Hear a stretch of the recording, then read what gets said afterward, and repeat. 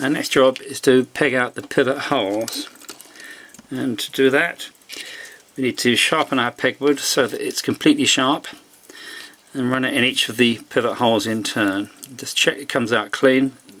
I've just changed my cleaning fluid so it's presumably going to be doing a good job. They're coming out nice and clean. There we are. If there's any grub on them, any dirt, any grey, sharpen the pegwood and do it again. That's all good. There we are. Now the top plate, I'm going to at this point just sharpen the pegwood so that it's clean again.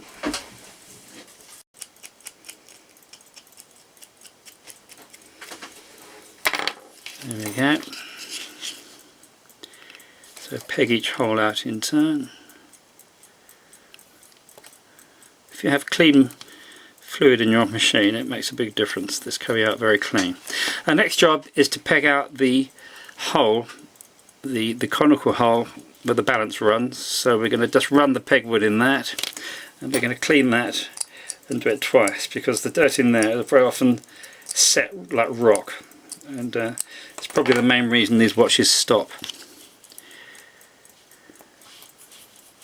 So that's that one, and then the other one,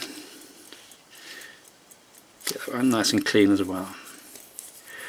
So there we are, all holes cleaned out. Before I go any further, I'm going to check the other pinions for rust, because the centre wheel pinion was definitely rusty.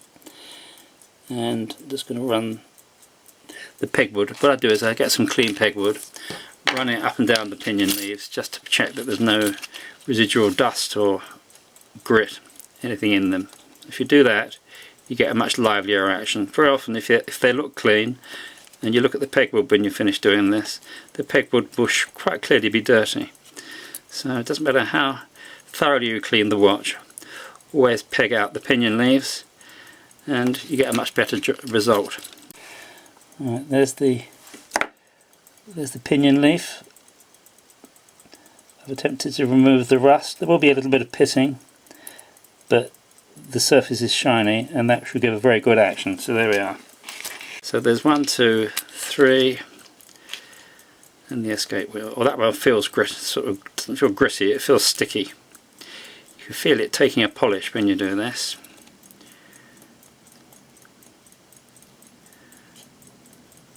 And this makes it only takes a few moments to do this, but it does make a huge difference.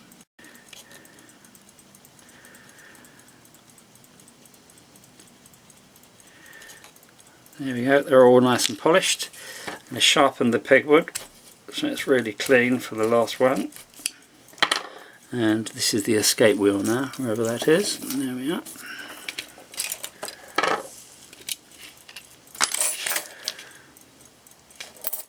I'm going to hold that in my tweezers so that I can show you what I'm doing. So now peg each of those pinion leaves out in turn. Once again I can feel the grittiness. So peg each of those pinion leaves out in turn.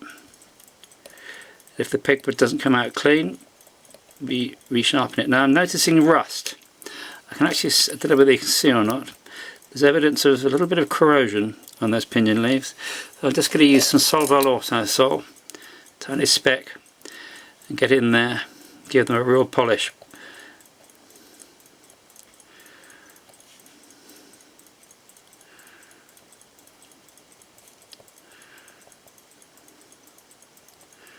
This will make a big difference to the liveliness of the action.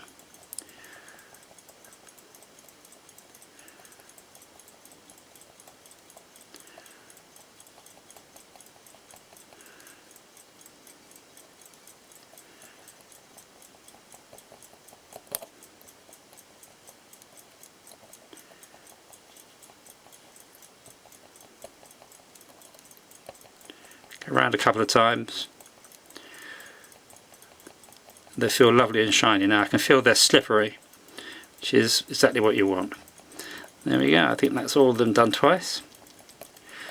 Now I'm going to wash that in naphtha or lighter fuel, remove any evidence of the Solvol Autosol.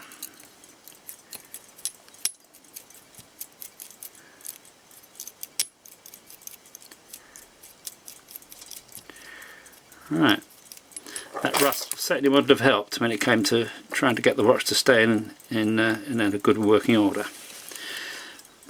There it is. You can see now that the pinion leaves no trace of rust.